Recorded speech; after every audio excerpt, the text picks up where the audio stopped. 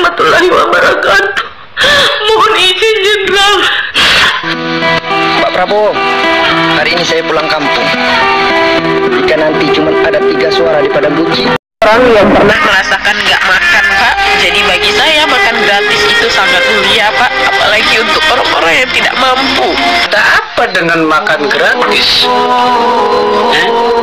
Jadi untuk sahabat-sahabatku semua yang mungkin pernah mencaci maki, mencela, menjelek-jelekkan Pak Prabowo ataupun yang lain, Pak Jokowi, misalnya Mas Gibran ataupun yang lain juga, hati-hati ya sahabatku, cepat-cepatlah meminta maaf ya. Nah, oke sahabatku, assalamualaikum warahmatullahi wabarakatuh. Bertemu lagi dengan aku Mang S Angler. Mudah-mudahan kita sehat galau dan mudah-mudahan selalu dalam lindungan Allah Subhanahu wa taala. Amin Allahumma ya rabbal alamin. Nah, oke sahabatku, kali ini sudah di kebun durian lagi ya sahabatku. Jadi kita ini ke kebun durian tiap hari ya sahabatku. Kebun duriannya tidak pula ada lagi, tapi tidak percaya tidak ditunggu karena ada duku, ada juga manggis ya sahabatku. Kalau kita tunggu supaya tidak habis ya sahabatku, dimakan oleh monyet ya sahabatku. Nah oke sahabatku, sembari nunggu durian, nunggu duku ya sahabatku, nunggu manggis, kita nak nonton video lagi. Nah kita nonton video lagi. Video kali ini menarik sekali ya sahabatku. Kita kan tahu, dan ini kan hasil quick count itu ataupun perhitungan cepat Pilpres 2024 itu, Pak Prabowo ini alhamdulillah tertinggi ya sahabatku, sampai 58, 59 sampai 60% ya sahabatku. Nah, kita selalu bertanya-tanya kenapa sih Pak Prabowo itu sampai segitunya, padahal namanya kan kita tahu beliau itu sering direndahkan, sering diejek, sering difitnah ya sahabatku. Banyak sekali ya yang terjadi kepada beliau itu yang kita tahu ya. Banyak isu-isu yang negatif tentang beliau ya sahabatku. Tapi hasil quick count itu perhitungan cepat, alhamdulillah Pak Prabowo tertinggi ya sahabatku. Yang insya Allah nanti perhitungan KPU juga insya Allah tertinggi ya, mudah-mudahan ya sahabatku. Karena biasanya itu tidak jauh beda dari perhitungan cepat juga perhitungan KPU, tidak jauh beda ya sahabatku.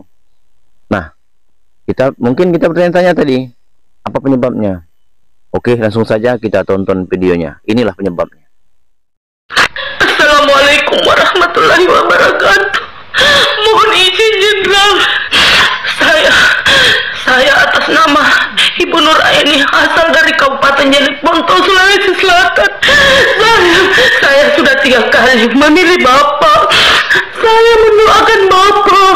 Saya sampai bertengkar sama orang kalau ada yang menghujat Bapak. Saya sakit hati Pak kalau ada yang menghujat Bapak. Saya pendukung berat Bapak. Saya pendukung setia Bapak. Bahkan saya Pak, saya bela-belain umroh Pak waktu saya berangkat tanggal 29. Saya pulang tanggal 9 bulan ini Pak. Saya memang sengaja umroh untuk Bapak. Saya ingin mendoakan Bapak di Baitullah. Jadi saya berangkat umroh untuk mendoakan Bapak agar Bapak menang di pemilihan ini. Saya sangat kasihan sama Bapak. Bapak begitu sabar dihujat. Saya mau ketemu sama Bapak. Saya dasar Pak. Saya puasa selama berapa hari kalau Bapak menang. Saya akan kasih makan anak yatim kalau Bapak menang. Banyak dasar saya untuk Bapak. Tolong Pak, saya mau ketemu langsung sama Bapak. Saya pendukung berat Bapak dari Sulawesi Selatan Pak. Wassalamualaikum warahmatullahi wabarakatuh. Pak Prabowo, hari ini saya pulang kampung. Jika nanti cuma ada 3 suara di Padang Buci, maka saya pastikan suara itu adalah suara saya, ibu saya, dan bapak saya. Semangat Pak. Semoga Bapak menang. Hati ini sudah menentukan pilihan kepada Bapak. Bapak Prabowo hari ini tercapai mendukungnya Pak, tapi saya pastikan saya akan ke TPS walaupun saya kena hujan. Jika suara Bapak hanya 5 di sini, saya pastikan suara 5 itu adalah dari keluarga saya. Dan saya tahu Pak, visi misi Bapak itu banyak disembuhkan karena makan gratis. Tapi saya adalah salah satu dari sekian juta orang yang pernah merasakan nggak makan Pak. Jadi bagi saya makan gratis itu sangat mulia Pak, apalagi untuk orang-orang yang tidak mampu. Bu, jika nanti Bapak kalah hari ini, saya pastikan hari ini adalah jadi hari pertama dan terakhir saya mencoblos, dan semua itu berhenti di Bapak. Saya tidak akan pernah ikut lagi, dan saya akan golput seumur hidup saya. Saya berdoa, Pak, semoga hari ini Bapak menjadi presiden dan Bapak bisa melanjutkan semua visi misi yang telah Bapak buat dengan hati yang nurani. Salam hormat.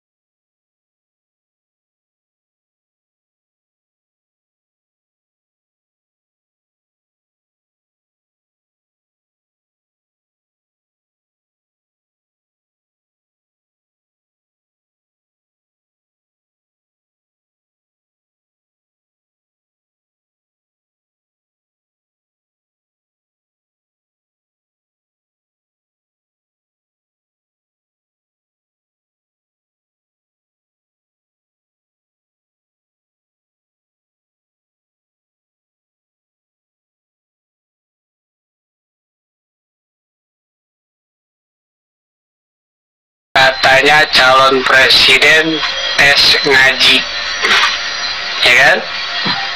Sebetulnya nggak perlu tes ngaji aja, calon presiden ini udah pada bisa ngaji. Tapi kita lihat di Pak Prabowo, ya, apakah kita bisa melihat dengan mata hati kita? Apakah kita bisa melihat dengan ma'rifat kita? Belum tentu bisa, karena apa yang Anda lihat dari Pak Prabowo itu selalu salah, gitu. Kenapa? Jelas Pak Prabowo sekalipun dia nggak bisa ngaji, sekalipun dia belum tahu ayat suci Al-Quran, tetapi dia sudah menjadi ayat Al-Quran untuk saya. Loh, kok bisa? Jelas orang pintar membaca ayat suci Al-Quran, tetapi tidak ada yang bisa menyadari peran di dalam ayat yang kita baca itu. Nah, Dawu Syabul Qadir Al-Jailani radhiyallahu anhu, siapa yang memberikan makan kepada orang sama pahalanya dengan dibangun 1000 masjid. Idaunya Syabdul Qadir Al-Jailani ini sudah ada di Pak Prabowo. Dan yang kedua, Anda mempertanyakan keislamannya Pak Prabowo, dan Anda mempertanyakan keimanannya Pak Prabowo dengan program makan gratis. Bapak Prabowo sudah menunjukkan satu surat. Ara'aital ladzi yukadzibu biddin fadzalikal ladzi yad'ul yatim wa la yakhuttu 'ala ta'amil miskin. Tahu nggak kamu orang yang mendustakan agama, orang yang menghardik anak yatim dan tidak memberi makan kepada orang miskin? Ini sudah jelas Bapak Prabowo ini sudah menjadi ayat untuk diri kita sendiri. Bahkan untuk orang-orang yang ahli membaca hadis, yang ahli membaca tafsir, yang ahli membaca kitab, ini teguran keras untuk kita pribadi. Kalau ingin tahu, kita sadari itu. Jangan selalu menyalahkan Pak Prabowo. Dikit-dikit program ini salah, program itu salah. Jangan. Kita lihat itu Pak Prabowo beragama Islam, saudaraku. Lewat ayat itu saja beliau sudah jujur bahwa dia itu orang Islam. Dia tidak mendustakan agamanya. Dia cinta kepada anak yatim, dia cinta kepada orang miskin. Masih salah, ada apa dengan hatimu, wahai saudaraku, sehingga kamu membenci Pak Prabowo seperti itu dalam Ada apa? Apakah Pak Prabowo pernah menyakiti hatimu? Apakah Pak Prabowo pernah melakukan kesalahan terhadapmu? Nah, oke sahabatku, sama-sama sudah kita dengarkan bukan hampir ya, menetes juga ya teman dengarnya sahabatku. Nah itulah sahabatku, itulah sebabnya kenapa Pak Prabowo ini Bitcoin yang kita tahu itu perhitungan cepat dari Pilpres 2024 ini sangat tinggi sekali ya sahabatku, karena mereka itu memilih dengan hati. Karena dari ekspresi mereka tadi, dari 4 ini, pertama ibu-ibu tadi kan menyampaikan bahwa beliau sampai umroh ya sahabatku, berangkat umroh untuk mendoakan Pak Prabowo supaya menang, dan juga bernazar ingin memberi makan anak yatim kalau Pak Prabowo menang, itu nazar beliau. Terus yang kedua tadi, anak muda tadi yang pulang, saya mau pulang Pak Prabowo, sudah dipastikan beliau itu akan memilih Pak Prabowo Subianto ya sahabatku. Dan yang ketiga tadi ibu-ibu lagi, ibu-ibu itu hujan-hujanan berangkat ke TPS demi untuk mencoblos yaitu Pak Prabowo, untuk memenangkan Pak Prabowo Subianto, sambil menangis beliau sahabatku, sampai mengatakan kalau seandainya Pak Prabowo tidak menang hari ini, maka saya akan berhenti di sini dan golput seumur hidup. Jadi kalau Pak Prabowo tidak menang, beliau akan golput seumur hidup. Itu janjinya. Ini sangat-sangat luar biasa sekali. Ekspresi mereka itu terlihat jelas, mereka itu menyampaikan sesuatu dari hati nurani mereka. Jadi disitulah sebabnya Pak Prabowo ini bisa sampai 58, 59 sampai 60% ya sahabatku. Inilah penyebabnya. Karena mereka itu menyatu, hati mereka dengan sepertinya menyatu dengan Pak Prabowo. Jujur saya juga menyatu dengan Pak Prabowo. Jadi apapun alasannya, saya tidak akan berpaling dari Pak Prabowo ya sahabatku.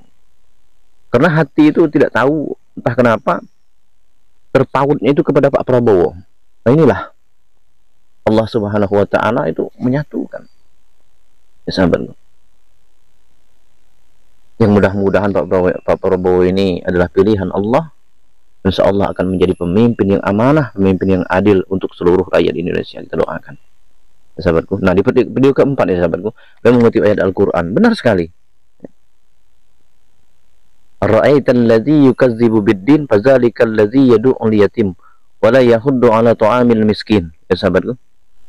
Jadi Al-Qur'an itu mengatakan, dan tahukah kamu orang yang mendustakan agama? Yang pertama orang yang menghardik anak yatim, yang kedua adalah orang yang tidak mau memberi makan orang miskin. Itu mendustakan agama. Sekali lagi mendustakan agama. Orang yang menghardik anak yatim dan tidak mau memberi makan orang miskin. Sahabatku, jadi Pak Prabowo ini sudah menjalankan apa yang dijelaskan oleh Al-Quran. Memang beliau tidak pintar ngaji, tapi beliau menjalankan Al-Quran ya sahabat. Bukan cuma itu, kita diperintahkan untuk tidak saling mencaci, tidak saling mencela oleh Pak Prabowo dan Mas Gibran. Jangan menjelek-jelekkan calon yang lain. Coba buka surah Al-Humazah. Apa hukuman bagi orang yang para pengumpat dan pencela? Sampai kata Allah, allati tattali'u 'alal afidah, yang akan membakar sampai ke hati. Maksudnya api neraka hutomah disebut di situ. Neraka hutomah itu akan membakar sampai ke hati. Innaha 'alaihim mu'sadah, dan api itu akan ditutup atas diri mereka, ditutup fi amadim mumaddadah, dan mereka akan diikat pada tiang-tiang yang panjang, membakar sampai ke hati, hancur lebur ya sahabatku, mulai dari luar sampai ke hati. Para pengumpat dan pencela, hati-hati. Dan juga orang-orang yang suka mengumpulkan harta dan menghitung-hitungnya saja. Nah ini Pak Prabowo sudah menyelamatkan kita dari mengumpat dan mencela ya sahabatku. Karena beliau sampaikan itu juga tercantum dalam Al-Quran. Kita juga dilarang untuk mengumpat dan mencela, mencaci maki tadi.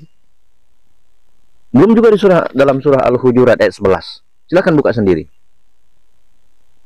Nah ini Al-Quran, surah Al-Humazah, surah ke-104 ya sahabatku. Nah ini. Nah untuk selanjutnya surah Al-Hujurat tadi, ini. Nah ini sahabatku. Nah di sini, hai orang-orang yang beriman, kata Allah, jangan satu kaum mengolok-olok kaum yang lain ya sahabatku. Boleh jadi kaum yang diolok-olok itu lebih baik dari kaum yang mengolok-olok ya sahabatku. Nah itu juga sudah dijalankan oleh Pak Prabowo, sahabatku. Jadi tidak main-main, sahabatku. Beliau ini sangat luar biasa. Itu yang pertama. Yang kedua, pemersatu bangsa, tidak menciptakan sebuah kebencian, sahabatku. Beliau seorang negarawan yang luar biasa, yang bukan mungkin nih, pasti susah untuk menjadi tandingannya, ya, sahabatku.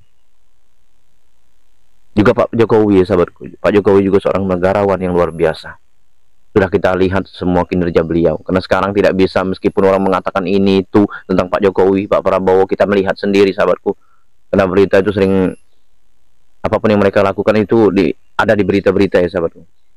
Juga sekarang ada di YouTube, ya, sahabatku, mudah sekali. Jadi nggak bisa terpengaruh lagi dengan apa yang isu-isu yang mereka katakan. Dan sesuai dengan kinerja mereka, sangat baik sekali, ya, sahabatku.